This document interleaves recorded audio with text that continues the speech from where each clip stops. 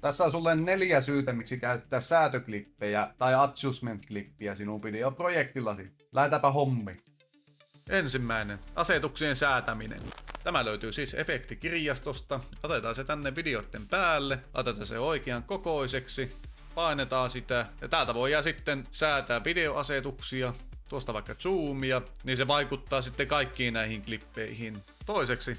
Värin korjaukset. Painetaan tuota säätöklippiä, mennään color pageen ja täältä voidaan sitten Alt ja S, painetaan vähän nodea ja laitetaan sitten väritys sellaiseksi, että se on omaan silmään hyvän näköinen. Noin, vaikka tuolla lailla. Mennään takaisin Edit pageen. Kuten nähdään, säätöklipissä oleva värinkorjaukset vaikuttaa nyt kaikkiin klippeihin. Kolmanneksi, filterit ja muut efektit.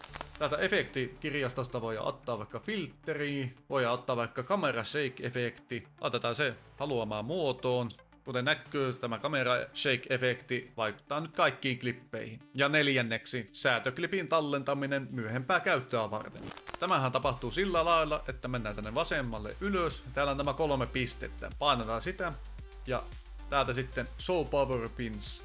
Tänne aukeaa tämmönen kansio. Sitten voidaan Mouse 2 painaa New Bin. Laitetaan se vaikka tänne säätöklippi. Painetaan sitä ja raahataan tämä säätöklippi tänne kansioon. Nyt se on tänne tallennettuna ja tätä voi käyttää myöhempää käyttöä varten.